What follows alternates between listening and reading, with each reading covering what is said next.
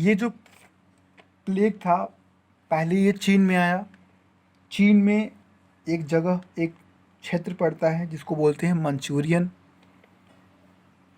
इस क्षेत्र को अपने चपेट में लिया और पूरे उस मंचूरियन क्षेत्र को तबाह कर दिया। बहुत ज़्यादा ट्रांसपोर्टेशन नहीं था, वैश्वीकरण नहीं था, इसलिए वो चीन तक ही सीमित रहा। लेकिन किसी तरीके से फिर से, जैसे आज कोरोना इटली में पहली रूप में कहर बरपाया, वैसे ही प्लेग भी इटली में जहाज़ के माध्यम से चला गया।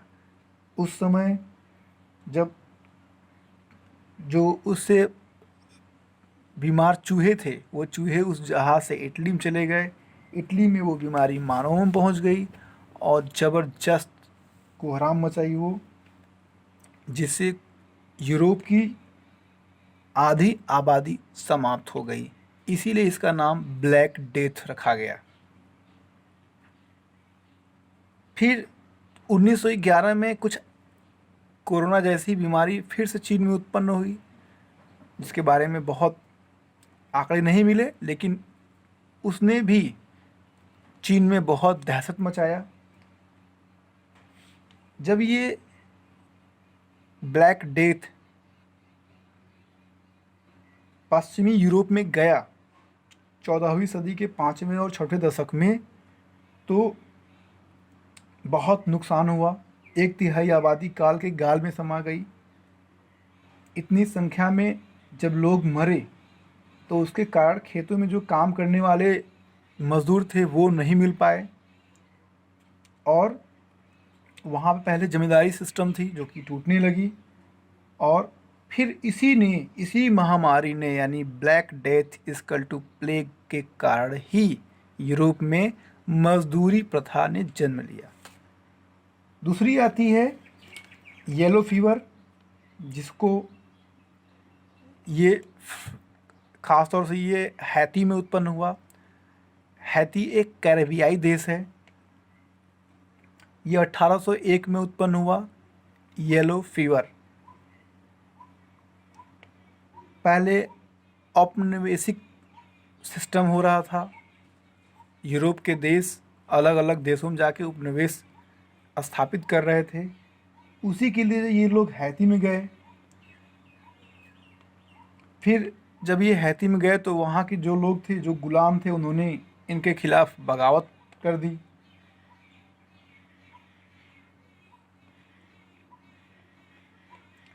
और जब उस बगावत को रोकने के लिए नेपोलियन बोनापार्ट उस समय फ्रांस का शासक था, और जब उसने इस विद्रोह को दबाने के लिए हैती में सेना भेजी, उस सेना के साथ ये येलो फीवर भी चला गया,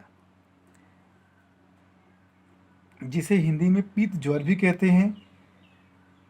और ये पीत ज्वर इतना ज़्यादा हो गया कि वो सैनिक जो दूसरों को बचाने के लिए गए थे हैती में, वो खुद नहीं बच पाए, और उनके अंदर वो बुखार झेलने की ताकत नहीं थी, क्योंकि वो ठंडे प्रदेश में रहते थे। अफ्रीकी मूल के लोगों में, चूँकि वहाँ का जो क्लाइमेट है वो थोड़ा अलग है, तो उन लोगों में उसका उतना प्रभाव नहीं हुआ। तीसरी जो बीमारी हुई, इसके बाद जो तीसरी बीमारी हुई, चेचक के नाम से उसको जानते हैं। चेचक का नाम आते ही अमेरिका का नाम जुड़ जाता है।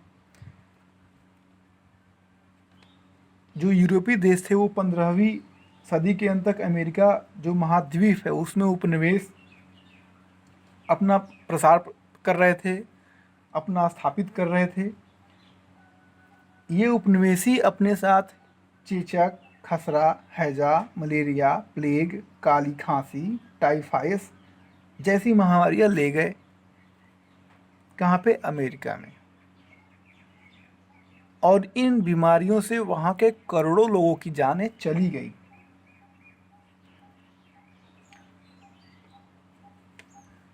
उस समय पे वहाँ की जनसंख्या 6 करोड़ थी और लगभग 66 लाख के आसपास वहाँ पे जनसंख्या बची। कहीं 66 लाख कहते हैं, कहीं 60 लाख, यानी एक ब्रिटेन की यूनिवर्सिटी है, यूनिवर्सिटी कॉलेज ऑफ लंदन, उसने कहा कि 60 लाख आबादी उस समय रह गई थी। और उस समय पे जो उपनिवेशी की जो स्थापना थी, यानी उपनिवेश की जो स्थापना थी, उसके कारण वहाँ बीमारी पहुँची और वह अमेरिका की आबादी में इतनी कमी हो गई कि वहाँ पे लगभग जो एक बहुत बड़ा उसका क्षेत्र था जहाँ पे खेती होती थी, मजदूर उसके उस चपेट में आ गए, मर गए। जहाँ पे खेती होती थी उस खेती के लिए मजदूर नहीं मिले और जो ज़मीन थी वो बंजर हो गई। धीरे धीरे वहाँ पे जंगल ऑटोमेटिकली प्राकृतिक तरीके से वो जंगल में तब्दील हो गया। और जब जंगल में तब्दील हुआ, ये बहुत महत्वपूर्ण भी है कि जब वो चारागाह और जंगल में तब्दील हो गया तो लगभग उसका क्षेत्रफल 5,60,000 वर्ग किलोमीटर रहा होगा। लगभग अनुमानतः केन्या या फ्रांस के जितना क्षेत्रफल है उतने के आसपास। तो वहाँ पे जब जंगल उत्पन्न हो गया तो कार्बन डाइऑक्साइड की कमी हो गई। यानी जब कार्बन डाइऑक्साइड के स्तर नीचे से चला गया तो धरती का तापमान कम हो गया और इसी के कारण दुनिया में एक बार जलवायु परिवर्तन का, जिसे कह सकते हैं कि लघु हिम युग, यानी उसको आप कह सकते हैं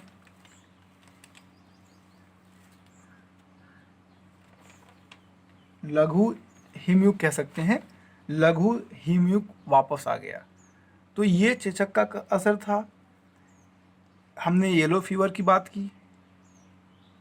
अब पशुओं की बात करते हैं। अफ्रीका में ये सारी बीमारियां यूरोपियों ने फैलाई थी। अफ्रीका में 1888 और 1897 के बीच 90% जो प्रतिशत वहाँ के जो पालतू पशु थे, वहाँ पे एक बीमारी पशुओं में फैल गई थी जिसको हम लोग राइंडर पेस्ट कहते हैं। इस बीमारी में पशु के पेट में कीड़े हो जाते हैं, उसको लूज मोशन होने लगता है और वो खाना पीना बंद कर देता है। तो 90% वहाँ के जो पशु थे इस राइंडर पेस्ट बीमारी से मर गए। और वहाँ पे जो भी ये बीमारी जो फैली, बहुत सारे लोगों का वहाँ पे कृषि व्यवसाय था, तो जब पशु मर गए तो उनकी व्यवस्था चौपट हो गई, वो भूखे मरने लगे, खेती पर भी बहुत संकट आ गया और इसी के कारण उपनिवेश को फैलने का मौका मिला। अफ्रीका में उपनिवेश वहीं से विस्तार लिया, उसने उपनिवेशी व्यवस्था को और मजबूत कर दिया। इसके बाद अगर हम लोग बात करें तो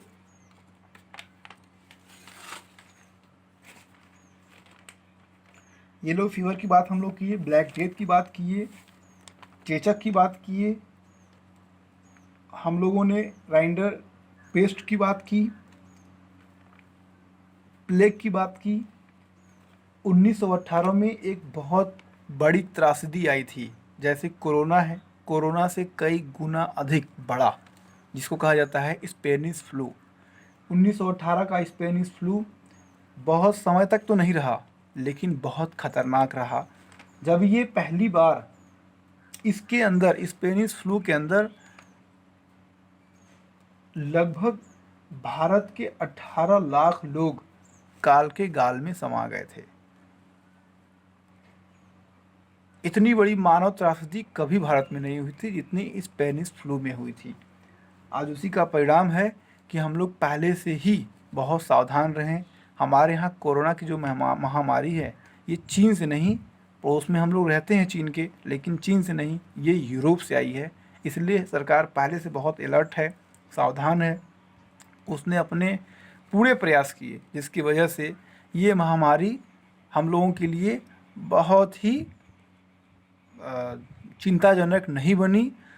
हम लोग बहुत संतोषजनक स्थिति में हैं। तो ये जो स्पेनिश फ्लू आया, ये पूरी दुनिया को बदल के रख दिया। इसमें इसकी जो सिमिलरिटीज़ है, यानी इसका जो अपना व्यवहार है, ये कुछ कुछ कोरोना के बीमारी से, यानी कोरोना का जो संक्रमण है उससे मैच करता है। भारत के अंदर जो 18 लाख लोग मरे थे उस टाइम पे स्पेनिश फ्लू के दौरान 1918 में, तो उस टाइम पे किसी भी देश में स्पेनिश फ्लू से मरने वालों की संख्या में हमारे यहाँ की आबादी सबसे अधिक थी। हो सकता हो उस समय विदेशी यहाँ पे रहते थे, ब्रिटेन का यहाँ पे साम्राज्य था, तो उसका कारण भी हो सकता है वो अपने साम्राज्य को, हमारे संघर्ष को दबाने के लिए इस प्रकार का कोई जैसे लोग आरोप लगा रहे हैं कि चीन का ये अपना पॉलिसी था, जैविक हथियार था, बायोलॉजिकल वेपन था। तो हो सकता है कि हमारी अर्थव्यवस्था को, हमारे संघर्ष को तोड़ने के लिए ब्रिटेन ने ऐसा किया हो। फिर भी तो इस स्पेनिश फ्लू का 3 अटैक हुआ। पहला अटैक हुआ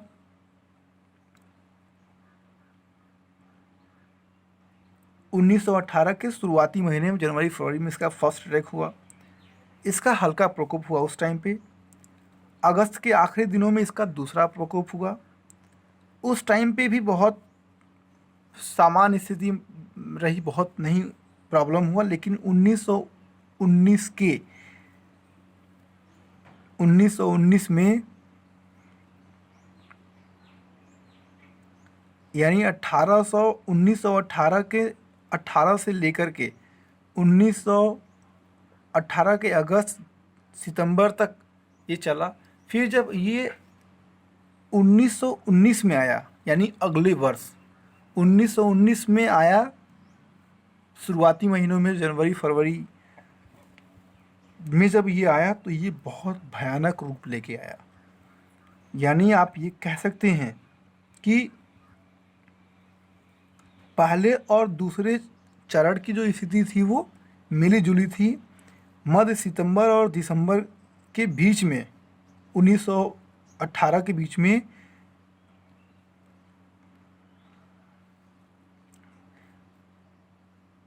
तेरह हफ्तों में इसने सबसे ज़्यादा जानें ली। और 14वीं सदी में ब्लैक डेथ के बाद, जिसे प्लेग कहते हैं, प्लेग के बाद ये अब तक जो बीमारियां इतिहास में याद हैं, लोगों को ज्ञात हैं, उसमें सबसे खतरनाक महामारी रही थी स्पेनिश फ्लू।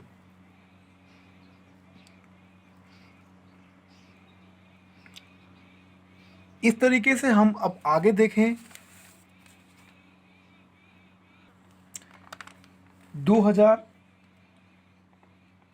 1918 में बर्ड फ्लू आया था, जो कि H5N1 विषाणु से उत्पन्न हुआ। ये ज़्यादातर इसका जो प्रवाहक था वो ये मुर्गियां थी, प्रवासी पक्षियां थी। ये बर्ड फ्लू काफ़ी, अभी भी इसका कभी कभी असर देखने को मिलता है। पीत ज्वर नाम से एक बीमारी आई, जो कि अफ्रीकी देशों में पीत ज्वर, ये कहाँ से आया अभी चर्चा हमने किया था, जिसे हम लोग येलो फीवर भी कहते हैं। जीका वायरस, जो कि काफ़ी चर्चा में रहा था, केरल में से इसका संबंध लोग बताते हैं। एक बीमारी आई थी सार्स, ये 2002-2003 में आई थी। इसका भी जो उत्पादक था वो चीन था। इसको हम लोग सार्स को सार्स को सीवियर एक्यूट रेस्पिरेटरी सिंड्रोम, इसमें भी फ्लू के लक्षण पाए जाते हैं। तो इस प्रकार से एक बीमारी इसमें और है, जिसे हम लोग स्वाइन फ्लू कहते हैं। ये उत्तरी अमेरिका के जो देश है मैक्सिको, यहाँ पे ये देखा गया, यहाँ से इसकी शुरुआत मानी जाती है। इसको इन्फ्लुएंजा H1N1 फ्लू के नाम से भी जानते हैं। इसमें भी बार बार उल्टी, दस्त, बुखार, शरीर दर्द, थकान, खांसी जैसे लक्षण देखने को मिलते हैं। तो ये एक पूरा इतिहास हमारा रहा, जिसमें इस प्रकार की बीमारियों से हमने, इस त्रासदी से हमने निजात पाया। अब हम कोरोना जैसी बीमारी से जूझ रहे हैं। लोगों का मानना है कि अगस्त सितंबर तक हम इस पर नियंत्रण पा सकते हैं, पा जाएंगे, और ईश्वर से प्रार्थना है कि हम उस पर नियंत्रण पाएँ। अब जो आगे बात आती है कि ऐसे केसेस में आपदा प्रबंधन यानी सरकार जो कर रही है उसमें नियम आपदा प्रबंधन संबंधित क्या हुआ।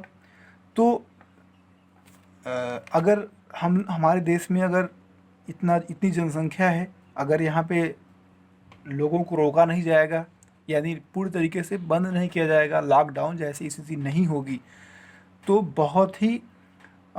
बहुत बड़ी प्रॉब्लम हो सकती है। तो सरकार के पास कानून भी है, उसने एपिडेमिक डिजीज़ एक्ट और आपदा प्रबंधन कानून 2005 को उसने लागू किया। भारतीय दंड संहिता की धारा 188, 259, 69 व 270 में भी बहुत कड़ाई की व्यवस्था है। 144 आप जानते ही हैं, धारा 144 जो है। और लोगों को चाहे जैसे देश को बचाने के लिए, लोगों को बचाने के लिए सरकार को इसके लिए नियम कानून का सहारा लेना पड़ता है। इस एपिडेमिक एक्ट यानी जो हमारा ये आपदा प्रबंधन अधिनियम 1918 रहा है, 2005 रहा है। आपदा प्रबंधन अधिनियम 2005 रहा है। आपदा प्रबंधन अधिनियम उसको प्रभावी इसमें जो कहा गया है कि इसको प्रभावी प्रबंधन और उससे जो भी हमारे पास आपदा है उससे यह अधिनियम आपदा के अत्यंत ही व्यापक अर्थ में परिभाषित करता है और आपदा से संबंधित सभी मुद्दों के संबंध में व्यवस्था देता है। इसके अंतर्गत प्राकृतिक और मानवीय दोनों आपदाएं आती हैं। इसमें 2 प्रकार के फंड की व्यवस्था की गई है। ये आपदा प्रबंधन 2005 के विषय में बात की जा रही है। इसमें जो पहला फंड होता है उसको हम लोग कहते हैं आपदा की प्रतिक्रिया से संबंधित फंड।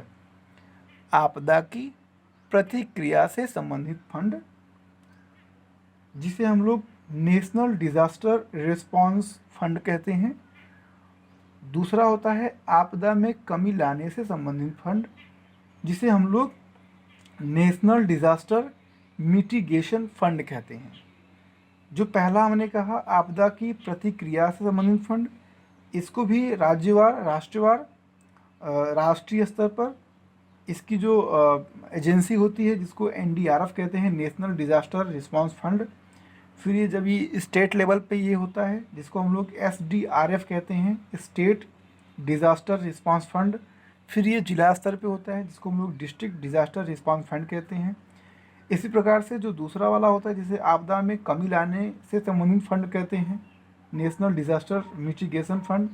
इसमें पहला होता है NDMF, national disaster mitigation fund. दूसरा होता है राज्य स्तर पर जिसे हम लोग SDMF कहते हैं, स्टेट डिज़ास्टर मिटिगेशन फंड। और तीसरा होता है DDMF यानी डिस्ट्रिक्ट डिज़ास्टर मिटिगेशन फंड। आपदा प्रबंधन के संबंध में 14वां वित्त आयोग जो बनाया गया था उसमें तमाम प्रकार की यानी कई प्रकार की संस्तुतियाँ की गई हैं। अब हम लोग समझते हैं कि जो हमारे मौलिक कर्तव्य हैं, इन मौलिक कर्तव्यों में भी इसके संबंध में कुछ कहा गया है। और इसमें यह भी जो चर्चा चल रही है कि सरकार ने 30% जो सरकारी कर्मचारी हैं उनकी सैलरी काट ली है। अब हम थोड़ा सा इसको बात करते हैं कि आखिर ऐसा क्यों हुआ, क्यों लोगों की सैलरी काटी जा रही है, क्यों सरकार PM केयर फंड में पैसे के लिए लोगों से आग्रह कर रही है, लोगों से अपील कर रही है कि लोग इसमें अपना अधिक से अधिक योगदान दें ताकि राष्ट्रीय आपात की स्थिति में लड़ा जा सके। सरकार बैंकों से लोन ले रही है, एबीडी जिसे हम लोग एशियन विकास बैंक कहते हैं, उससे सरकार लोन ली है, विश्व बैंक से सरकार लोन ले रही है। यानी सरकार हर प्रकार से लोगों के लिए सब कुछ करने का प्रयास कर रही है। तो जो ये महामारी है, इसके क्या प्रभाव पड़े हैं? तो इसका सबसे पहला जो बड़ा प्रभाव है वो आर्थिक प्रभाव है। लोग अपने घरों में सुरक्षित हैं, जो लोग संक्रमित हैं उनसे उनका उपचार हो रहा है, लेकिन इतने लोगों को तमाम स्थितियां उत्पन्न हुई, तो इतने लोगों को भोजन देने के लिए या सारी व्यवस्थाओं को चलाए रखने के लिए, तो सबसे पहले वह आज तक यानी अनुमान लगाया गया है कि 648 लाख करोड़ रुपए का नुकसान होगा पूरे विश्व को। 648 लाख करोड़ रुपीस ये घाटा होगा पूरे विश्व को, ये अनुमान लगाया गया है। दूसरी चीज़ आती है कि भारत को प्रत्येक दिन जब से लॉकडाउन हुआ है 40,000 करोड़ रुपए के हिसाब से घाटा हो रहा है। यानी कुल अगर ये लॉकडाउन 40 दिन तक चलता है, यानी अगर 3 मई तक की बात करें, तो इसमें भारत सरकार को 16 लाख करोड़ रुपए का घाटा होगा, जिससे भारतीय अर्थव्यवस्था पे वित्तीय संकट उत्पन्न हो जाएगी और आज कोसी घाटा बढ़ जाएगा। इसमें तमाम जो बड़े बड़े रेटिंग अंतर्राष्ट्रीय रेटिंग एजेंसीज़ हैं, चाहे वो मूडीज़ हो, चाहे वो फिच हो, चाहे वो विश्व बैंक हो, चाहे आईएमएफ हो, इन्होंने भारत के विकास दर को बताया है। आज ही फिच ने कहा कि भारत की विकास दर 0.8% रहने वाली है।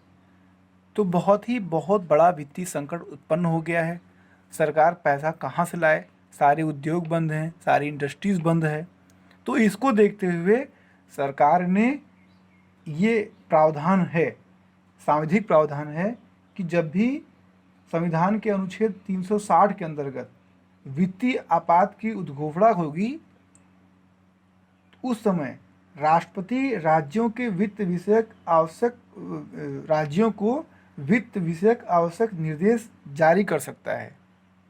360 अनुच्छेद 360 जब वित्तीय आपात की उद्घोषणा हो जाएगी, तो उस समय राष्ट्रपति राज्यों को वित्त विषयक आवश्यक निर्देश जारी कर सकता है और ऐसे निर्देशों में संघ और राज्यों के सरकारी नौकरी के वेतन, भत्ते आदि में कटौती करने संबंधी आदेश भी सम्मिलित हैं।